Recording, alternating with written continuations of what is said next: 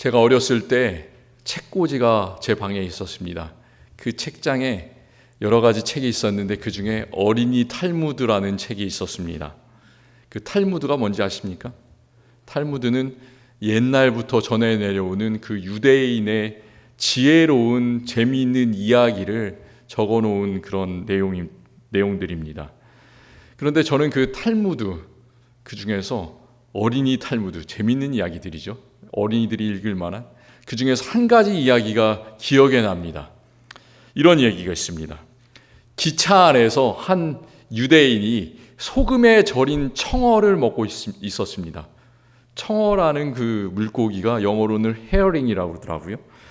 그 물고기를 먹고 있었는데 막 이렇게 청어를 열심히 발라 먹고 있는데 머리는 먹기가 힘들잖아요.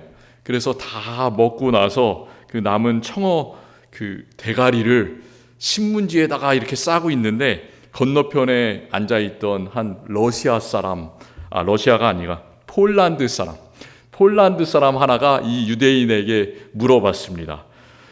우리도 소금에 절인 청어를 즐겨 먹는데 특히 머리 부분을 먹으면 머리가 좋아진다고 하더군요. 이런 얘기를 그 유대인에게 하는 겁니다. 유대인이 어떻습니까? 똑똑하잖아요. 꾀가 있잖아요. 그래서 그 짧은 시간에 꾀를 내서 이런 이야기를 합니다. 폴란드 사람한테 얘기를 하는 겁니다. 그렇다면 이 청어 대가리를 사시지요? 이렇게 얘기했습니다. 폴란드인은 대답합니다. 그렇지 않아도 그걸 집에 가지고 가서 아이들에게 먹였으면 참 좋겠다 생각했는데 잘 됐습니다. 하나의 1불이면 사겠습니다. 그랬습니다. 그래서 어떻게 됐습니까? 그래서 결국 폴란드 사람은 한 개에 1불씩 머리 대가리를 5개를 5불을 주고 샀습니다. 그런데 이 사람이 열심히 앉아가지고 그걸 하나하나 먹기 힘든 걸 다 막 비리고 그런 것들을 다 발라먹기 시작한 겁니다. 그래서 전부 다 발라먹은 다음에 아주 불쾌한 표정을 지으면서 이 유대인에게 말했습니다. 당신 진짜 지독한 사람이요. 내가 다음 역에 가면 온전한 청어 5마리를 5불을 내고 사면 거스름돈을 받을 텐데, 이런 얘기를 했습니다. 그랬더니 그 유대인이 이 폴란드 사람에게 뭐라고 그랬을까요? 대답이 참 걸작입니다. 뭐라고 그랬을까요? 벌써 머리가 좋아지셨잖아요. 이런 얘기를 했습니다. 청어 5마리를 다 먹었을 때 머리가 벌써 좋아졌구나. 이 이야기에 나오는 그 약삭빠른 유대인의 모습, 그것이 바로 오늘 우리가 말하는 지혜에 대한 우리가 보통 사람들이 가지는 이미지입니다. 우리는 이렇게 생각해요. 지혜가 무엇인가 하면 세상에서 약삭빠르게 잘 대처하는 것, 다른 사람보다 처신을 잘하는 것, 그리고 돈을 버는 것. 유대인들이 돈을 잘 벌잖아요. 그래서 그런 약삭빠른 생각을 통해서 다른 사람들보다 이익을 크게 남기는 것, 그런 것을 보통 지혜라고 생각합니다. 그런데 진짜로 지혜는 뭐냐면, 지혜는 절대로 사람에게서 나오는 것이 아니라 하나님께서 가지신 성품이다. 하나님만이 온전한 지혜를 가질 수 있다. 그 사실을 우리 성도님들께서 기억하셨으면 좋겠습니다. 우리가 그냥 열심히 아주 머리를 굴리는 그런 것이 지혜가 아니라 하나님께서 가지신 성품이 지혜다. 하나님께서는 온 세상을 다 오늘 우리가 읽은 말씀처럼 지혜로 창조하셨고, 또 미련한 우리들을 지혜로서 가르치시고, 또 의롭지 않은 세상을 지혜로 판단하시는 분이 바로 우리 하나님이십니다. 하나님께서는 그냥 단지 옛날에 태초에 창조하실 때만 지혜로서 활동하신 것이 아니라 지금 하나님의 지혜는 계속해서 우리를 간절한 목소리로 하나님을 선택하고 세상을 선택하지 말라라고 우리에게 매일매일 우리에게 간절한 그 목소리로 외치고 계십니다. 오늘 말씀 속에서 우리 성도님들께서 하나님의 지혜의 외침이 무엇인지를 잘 알아들으셨으면 좋겠습니다. 그리고 우리 모두가 세상의 다른 소리에 관심을 가지는 것이 아니라 하나님께서 부르시는 그 지혜의 외침이 무엇인가, 그 지혜의 부름에 오늘 말씀을 통해서 응답할 수 있는 우리 성도님들이 되셨으면 좋겠습니다. 오늘은 교회 달력에서 삼위일체 주일이라고 불리는 그런 날입니다. 교회력 중에서 우리가 여러 가지 날들이 있는데 예수님에 관련된 날들은 참 잘 압니다.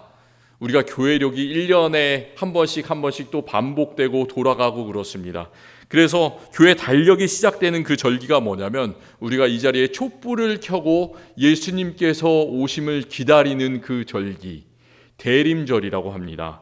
그리고 또 예수님께서 우리 가운데 오신 그 날, 성탄절, 그리고 또 조금 지나면 예수님의 고난의 길을 우리가 함께 걷는 40일간의 기간, 사순절, 그리고 또 예수님께서 죽음을 이기시고 무덤에서 부활하신 날, 그날 부활절, 그리고 또 50일이 있다가 예수님께서 약속하신 성령을 부어주신 날, 성령 강림절, 이렇게 예수님과 관련된 그 교회의 절기들은 우리가 잘 알고 있는데 삼위일체 주일이라는 이 절기는 아마도 우리 성도님들께서 잘 들어보신 적이 없을 것 같습니다. 전통적으로 우리 교회는 성령님께서 오신 그 다음 주일을 삼위일체 주일이라는 절기로 지켰습니다. 아버지, 아들, 그리고 성령, 이 하나님께서 세 분 하나님이신데 동시에 한 분 하나님으로 함께 일하면서 그 안에서 놀라운 관계를, 교통을 이루어 나가신다는 것, 상호 교통하신다는 것, 그것이 바로 삼위일체가 가지는 뜻입니다. 우리는 삼위일체가 뭔지를 잘 알 수가 없습니다. 왜냐하면 삼위일체는 하나님께서 가지신 신비로운 것이기 때문에 어떻게 셋이 하나가 됩니까? 잘 이해할 수 없습니다. 그래서 많은 분들은 이렇게 묻습니다. 삼위일체라는 말이 성경에 한 번도 나오지 않는데 왜 우리는 삼위일체 하나님을 믿습니까? 그리고 또 이렇게 묻습니다. 삼위일체라는 말이 억지로 교회에서 만들어낸 교리가 아닙니까? 아마도 라고 대답할 수도 있습니다. 그런데 정말로 삼위일체라는 말은 성경에는 단 한 번도 나오지 않습니다. 그런데 중요한 것은 삼위일체는 하나님께서 세 분이시면서 동시에 한 분 하나님으로 활동하신다는 그 놀라운 역사는 예수님을 구주로 믿는 우리 교회가 초대교회부터 지금까지 계속해서 붙잡고 있는 우리의 믿음의 핵심입니다. 세상에 정말 많은 이단들이 있습니다. 교회 역사를 거쳐서 예수님께서 하늘로 올라가신 다음부터 세상에는 정말로 많은 이단들이 활개치고 있습니다. 이 앵커리지에도 많은 이단들이 있다고 들었습니다. 그 이단들은 주로 우리 기독교의 삼위일체를 거부하면서 이단이 되었습니다. 예수님께서는 요한복음 10장 30절에서 이렇게 말씀을 하세요. 나와 아버지는 하나이니라. 분명히 예수님께서 하나님의 성품을, 신성을 가지고 계신다는 그런 말씀입니다. 그리고 또 예수님께서 하늘에 올라가실 때도 오늘 우리가 교동문에서 함께 읽었던 것처럼 너희는 가서 모든 민족으로 제자를 삼아서 아버지와 아들과 성령의 이름으로 세례를 베풀어라, 이렇게 말씀하셨습니다. 그런데 이단들이 주로 하는 게 무엇이냐면 아들 예수와 하나님 아버지는 서로 다른 본질을 가졌다. 그렇기 때문에 예수 그리스도는 하나님의 아들이 아니고 그냥 인간에 불과하다. 이렇게 이단들은 주장을 합니다. 그리고 또 우리는 하나님은 한 분이시면서 동시에 세 분이신 것을 믿는데 이단들은 이렇게 얘기를 합니다.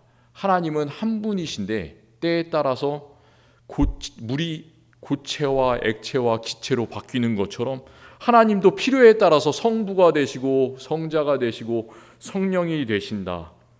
때에 따라서 이렇게 모습을 바꿔서 나타난다. 이런 것을 좀 어려운 말로 양태론이라고 하는데 이런 주장을 합니다. 하나님께서 필요에 따라 모습을 바꾸신다라고 얘기를 한다면 무엇이 잘못될까요? 왜 이 말이 잘못되었을까요?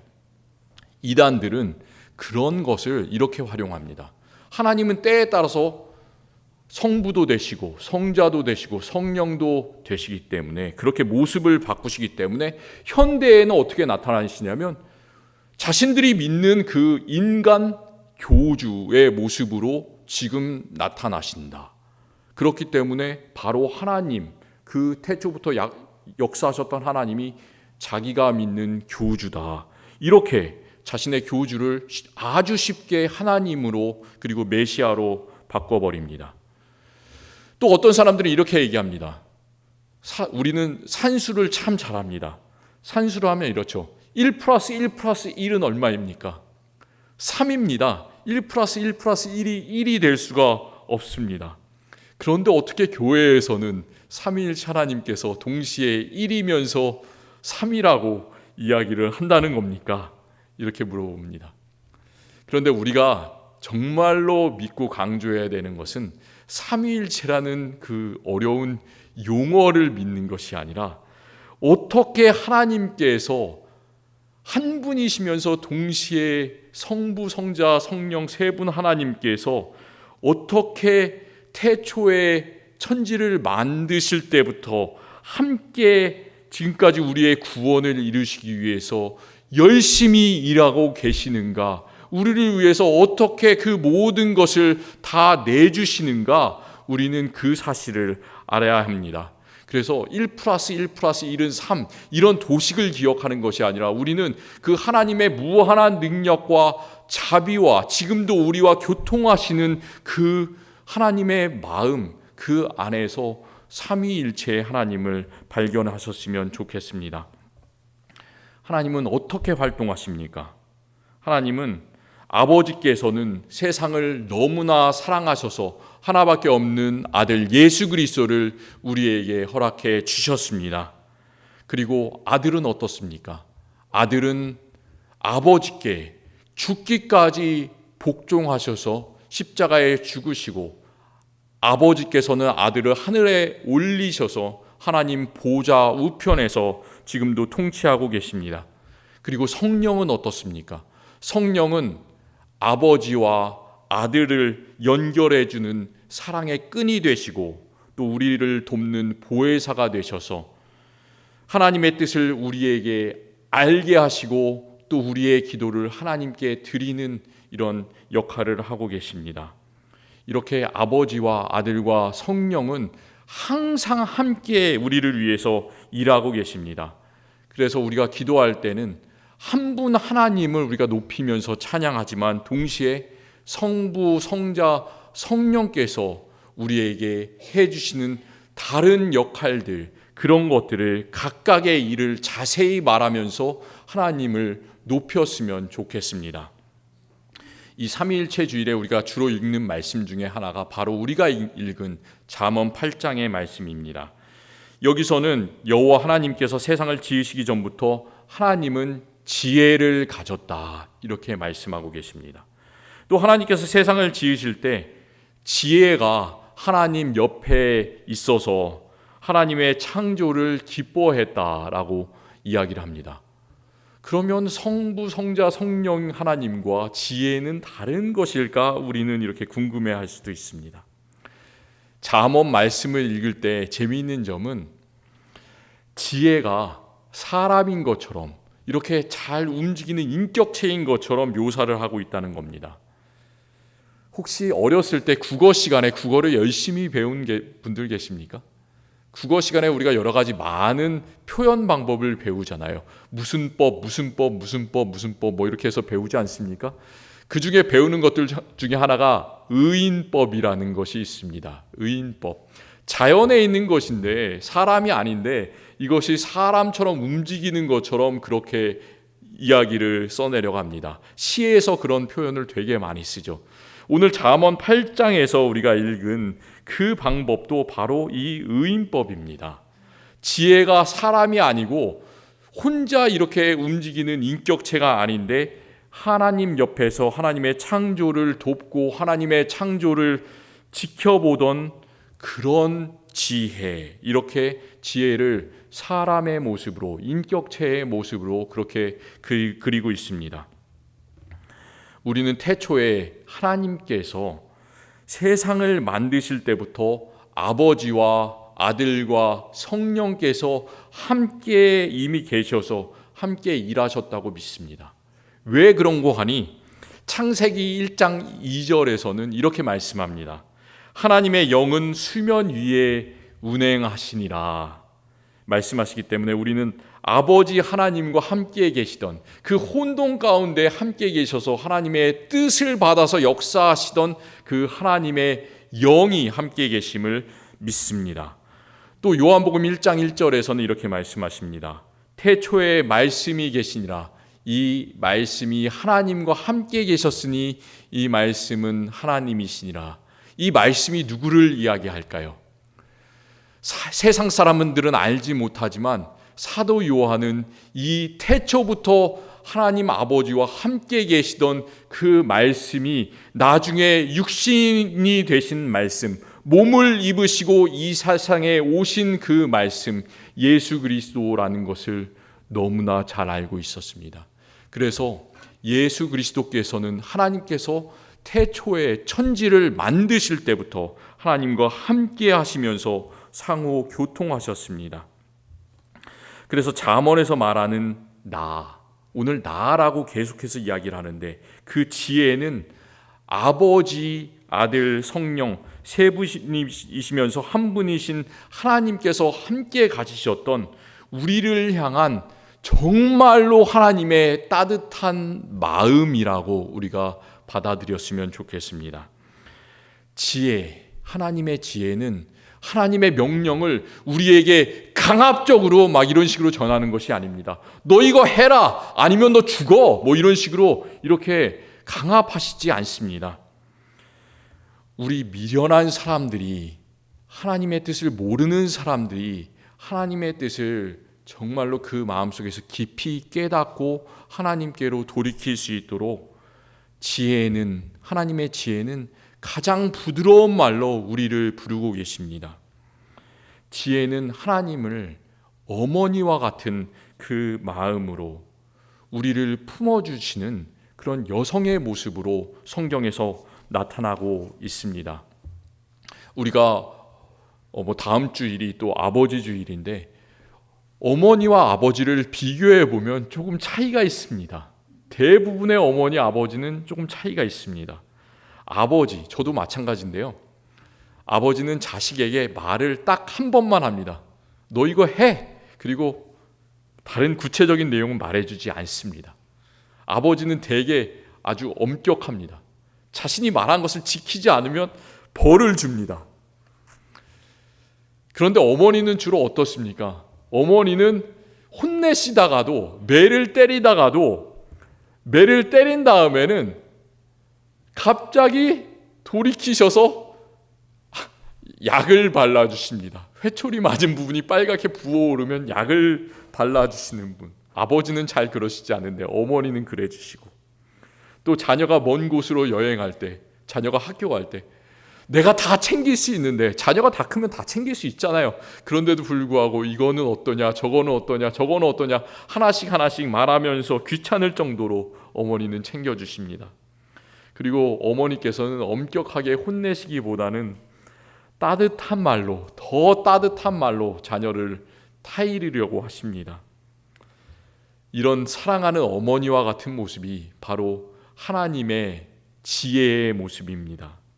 지혜가 우리를 가르치시는 그런 모습입니다.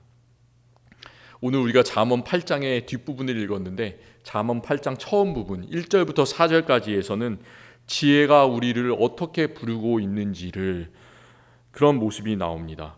지혜가 우리에게 그냥 작은 소리로 부르는 것이 아니라 큰 소리로 부르는데 그 부르는 장소가 정말 많습니다. 길가의 높은 곳에서도 부르고, 내거리에서도 부르고, 성문 곁에서도 부르고, 문 어귀에서도 부르고, 모든 출입만 하는 문마다 가서 그곳에서 사람들을 부릅니다.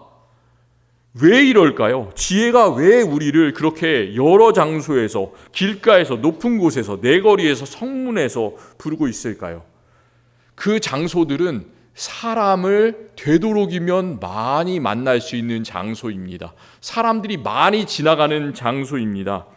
그래서 하나님께서는 세상 사람들이, 하나님을 모르고 세상으로 점점 빠져 들어가는 사람들이 문을 통해서, 내거리를 통해서 세상의 복잡한 다운타운으로 빠져 들어가는 사람들이 하나님의 음성을 조금이라도 잘 알아들을 수 있도록 소리를 높이면서 사람들이 가는 곳곳마다 가면서 사람들을 부르고 있는 분, 그것이 바로 하나님의 지혜입니다.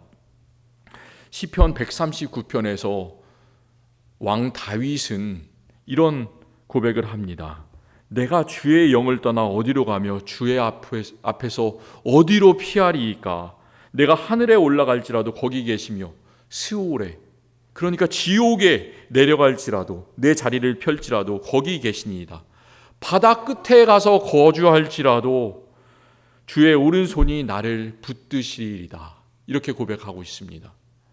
이 말은 어떤 말이냐면, 우리가 잠언 8장에서 나오는 그런 지혜의 이미지를 생각해 본다면, 하나님께서는 우리가 가는 이런 곳을 갈 때 갑자기 마법처럼 하나님께서 짠 이곳에 나타나시고 저곳에 짠 나타나셔서 우리를 아주 편하게 그렇게 너 이거 해라 저거 해라 강압적으로 이렇게 끌고 오시는 것이 아니라는 그런 말이에요. 우리는 정말 요나처럼 다시스로 정말 깊은 곳으로 내가 가고 싶은 대로 마음대로 가는데, 하나님은 우리가 가는 그 곳마다 높은 곳에도 올라가시고 성문에서도 가시고 내거리도 가시면서 그런 어려운 곳을 전부 다 가시면서 정말로 탕자를 찾아다니시는 그 아버지처럼 그곳에서 정말로 자비하신 그런 어머니의 목소리로 우리를 간절하게 땀 흘리면서 수고하시면서 우리를 부르시고 우리를 타이르신다라는 그런 말입니다. 지혜의 하나님께서는 우리에게 부드럽게 말씀하십니다. 우리가 오늘 읽은 말씀 뒤에 32절 말씀에는 이렇게 말씀하는데, 아들들아 이제 내게 들으라. 내 도를 지키는 자가 복이 있느니라. 이렇게 하십니다. 또 35절에서는 나를 얻는 자는 생명을 얻고 여호와께 은총을 얻을 것임이라 하십니다. 이렇게 하나님께서는 우리에게 정말로 잔잔한 목소리로 지혜의 말씀을 하십니다. 그 지혜가 우리에게 항상 부르시는 말씀의 결론은 똑같습니다. 나 하나님을 따르는 자는 복을 얻을 것이다. 생명을 얻을 것이다. 은총을 얻을 것이다. 이렇게 계속해서 말씀하십니다. 그런데 어떻습니까? 우리는 하나님의 지혜의 음성을 따르기보다는 때때로 세상의 음성을 귀를 기울입니다. 세상의 소리에 마음이 갑니다. 잠언 8장에서 지혜는 우리에게 이렇게 간절하게 어머니의 목소리로 부르고 계시는데, 우리는 그런 소리가 아니라 잠언 7장과 9장에서 나오는 그런 세상의 음성을 듣습니다. 참 잠언 기자가 정말로 지혜로운 게, 잠언 8장에서는 하나님의 지혜가 우리에게 간절히 외치는 그런 음성을 기록하는데, 잠언 7장과 9절 그 앞뒤로는 세상의 간교한 것들이 우리를 얼마나 그런 달콤한 소리로 부르고 있는지를 그리고 있습니다. 잠언 7장에서는 음녀의 외침이 나옵니다. 이 음녀는 그 앞으로 지나가는 한 사람을 꿰면서 부끄러움을 모르는 얼굴로 이런 말을 하고 있습니다. 내 침상에는 요와 애굽의 문이 있는 이불을 폈고 모략과 침향과 계피를 뿌렸노라. 오라 우리가 아침까지 흡족하게 서로 사랑하며 사랑함으로 희락하자. 매춘부가 그 지나가는 사람을 꿰는 소리, 그것을 잠언이 기록하고 있습니다. 또 잠언 9장에서는 미련한 여인의 부르는 소리가 나오는데, 자기 집 문에 앉아서 그 집 문 앞으로 지나가는 한 사람에게 이렇게 이야기를 합니다. 저는 어떻게 이런 이야기를 할 수 있을까? 참 재미있다. 그런데도 참 무섭구나. 이런 생각을 하게 됩니다. 그가 이렇게 외칩니다. 어리석은 자는 이리로 들어오라. 돌이키라. 도둑질한 물이 달고 몰래 먹는 떡이 맛이 있다. 그렇잖아요. 우리가 도둑질한 게 참 맛있지 않습니까? 몰래 먹는 떡이 맛있지 않습니까? 그런데 그 여인이 세상의 그 외침이 우리를 이렇게 간교한 말로 외치고 있는 거예요. 달콤하다. 세상의 모든 것들은 달콤하니까 하나님께로 가지 말고 나에게 와서, 세상으로 와서 우리 같이 즐겁게 누리자. 이렇게 외치고 있습니다. 저와 우리 성도님들은 어떤 소리에 관심을 가집니까? 하나님께서 그렇게 간절한 마음으로 애타게 어머니와 같이 부르시는 하나님의 지혜의 소리에 관심을 가지십니까? 아니면 하나님이 우리 핵심인데 그 주변에 둘러싸고 있는 세상에 정말 많은 음녀와 같은 미련한 여인과 같은 세상이 나에게 아주 달콤하게 부르는 그 소리에 더 관심을 가지십니까? 우리가 알아야 될 것은 하나님께서 말씀하시는 소리를 들을 때는 복이 있고 생명이 있고 은혜가 있지만 세상의 소리를 들을 때 우리가 달려가게 될 그 길은 똑같다는 사실입니다. 그 길이 어디일까요? 그 길은 바로 죽음의 길입니다. 사망의 길입니다. 오직 사망의 길뿐입니다. 잠언은 이렇게 경고하고 있습니다. 음녀의 집은 스올의 길이라 사망의 방으로 내려가느니라. 오직 그 어리석은 자는 죽은 자들이 거기 있는 것과 그의 객들이 스올 깊은 곳에 있는 것을 알지 못하느니라. 우리가 처음엔 달콤해서 그리로 빠져가게 되지만 계속해서 세상의 길을 걸어갈 때 점차 밑으로 지옥으로 스올로 내려간다. 그런 엄청난 경고를 우리에게 해주고 있습니다. 잠언 1장 7절은 우리에게 잠언의 핵심 구절을 한마디로 요약을 합니다. 그 핵심 구절은 여호와를 경외하는 것이 지식의 근본이오늘 미련한 자는 지혜와 훈계를 멸시하느니라. 이 이야기를 계속해서 잠언 30여 장에 걸쳐서 계속해서 이야기하고 또 이야기하고 있습니다. 사람들은 알아듣지 못하기 때문에 그것을 이 말로도 저 말로도 얘기하고 오늘 말씀에서와 같이 간절한 어머니의 목소리로도 이야기를 하고 계십니다. 우리 성도님들 중에서 이렇게 생각하시는 분이 있을지 모르겠습니다. 나는 하나님을 정말로 열심히 믿는데, 나는 예수 그리스도를 정말로 열심히 믿는데 왜 나는 다른 사람들이 가지는 지혜가 없을까? 하나님의 지혜를 구하면 복과 생명과 은혜가 있다고 하는데, 그리고 또 이 잠언에서 강조하는 것이 잘 살게 되고 부유하게 되는 것을 은혜로서 말씀하시는데 왜 나는 세상에 지혜가 없고 이렇게 돈이 없고 부유하지가 않을까? 이렇게 생각하는 분들이 있을지도 모르겠습니다. 혹시 그렇게 생각이 든다면 우리가 해야 되는 한 가지 방법은 더욱더 사실 하나님께 매달리는 그 길입니다. 하나님의 지혜를 더 간구하시기를 바랍니다. 야고보서 1장 5절에는 우리에게 힘을 주는 말씀이 있습니다. 너희 중에 누구든지 지혜가 부족하거든 모든 사람에게 후히 주시고 꾸짖지 아니하시는 하나님께 구하라. 그리하면 주시리라. 우리가 이것을 믿지 못하기 때문에 한마디를 더 덧붙입니다. 오직 믿음으로 구하고 조금도 의심하지 말라. 이렇게 하시는 우리 성도님들이 되셨으면 좋겠습니다. 하나님께서 지혜를 간구하는 우리에게 이미 하나님의 영을 부어주신 줄을 믿습니다. 뱀같이 지혜롭고 비둘기같이 순결하라. 예수님께서 제자들을 세상에 보내시면서 그렇게 명령하셨는데 그 예수님의 지혜를 이미 얻은 줄로 믿습니다.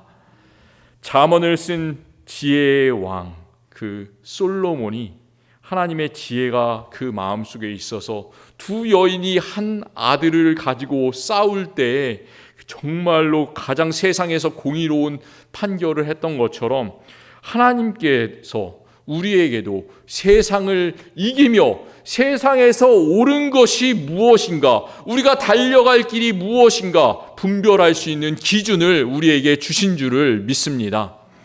우리가 항상 붙들어야 되는, 그 분별해야 되는 그 기준이 무엇일까요? 예수님께서는 이렇게 말씀하십니다. 누구든지 나를 따라오려거든 자기를 부인하고 자기 십자가를 지고 나를 따를 것이니라. 사람이 만일 온 천하를 얻고도 자기 목숨을 잃으면 무엇이 유익하리요? 우리가 이것이 하나님의 지혜인지 아니면 세상이 부르는 외침인지를 판단하는 기준, 그것은 단 한 가지입니다. 그것은 바로 예수님께서 말씀하신 것처럼 자기 목숨을 잃으면 무엇이 유익하리요? 목숨입니다. 생명입니다. 우리가 정말 판단하기 어려울 때 내가 어디로 가야 될까? 무엇을 공부해야 되는가? 어떻게 살아가야 되는가? 앞날을 어떻게 개척해야 되는가? 어떻게 내 삶을 정리해야 되는가? 이런 것들 가운데서 판단할 때마다 우리는 참 많은 갈림길에서 고민이 됩니다. 그 고민이 될 때마다 하나님께서 주시는, 하나님의 지혜가 주시는 그 한 가지 기준만을 따라가셨으면 좋겠습니다. 과연 내가 하나님의 생명의 그 길을 따르고 있는가? 그렇지 않은가? 나만 하나님의 생명의 기준을 따라가는 것이 아니라 우리 주변에 정말로 세상이 부르는 달콤한 외침으로 빠져 들어가는 그런 사람들을 우리 주변에서, 우리 가족 중에서 발견한다면 우리가 이제는 하나님의 지혜를 어머니의 마음으로, 오늘 잠언 8장에서 어머니처럼 하나님께서 부르시는 그런 음성으로 잘 들려주시기를 바랍니다. 세상의 그런 간교한 속임수가 아니라 하나님의 지혜를 그 사람에게 대신 전해주는 사자들이 되시기를 바랍니다. 성부, 성자, 성령 하나님께서 지혜로서 우리에게 그렇게 어머니처럼 매일 말씀하시는 것처럼 내가 복음을 전해야 되는 세상에 있는 많은 사람들에게도 정말로 더욱더 부드럽고 더욱더 간절한 마음으로 어머니처럼 말을 거시기를 바랍니다. 그때 지혜의 하나님께서는 우리에게 더 큰 지혜를 주시고 또 우리가 지혜를 전하는 그 지혜를 받는 사람을 생명의 길로, 은혜의 길로, 복된 길로 인도해 주심을 믿습니다. 기도하겠습니다. 지혜의 하나님 감사합니다. 하나님께서는 지혜로서 세상을 펴시고 세상을 참 조화롭게 만드셨습니다. 수십억 광년의 우주가 있지만 이 우주에서 하나님의 명령을 듣지 않는 것은 단 하나도 없습니다. 모든 것들이 하나님의 지혜에 복종하면서 하나님의 뜻대로 움직이고 있음을 우리는 바라보며 하나님께 찬양을 드립니다.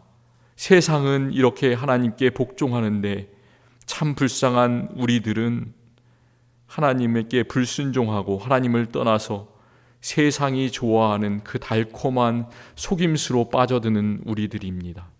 불쌍히 여겨 주시옵소서.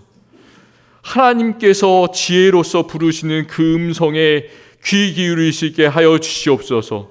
하나님의 음성을 우리가 판단하게 하시고 분별하게 하시고 그래서 그 음성을 듣고 순종하게 하여 주시옵소서. 우리 주변에 세상으로 빠져들어가고 있는 사람들이 있다면 예수 그리스도의 놀라운 복음 전할 수 있게 하여 주시옵소서. 예수 그리스도의 사자가 되게 하여 주시옵소서. 성부, 성자, 성령님께서 우리 가운데 함께 역사하고 계심을 우리가 능력으로 증언하게 하여 주시옵소서. 우리도 지혜를 갖기를 원합니다. 그래서 생명의 기준을 따라가기를 원합니다. 주님 함께 하여 주시옵소서. 예수 그리스도의 이름으로 기도드립니다. 아멘.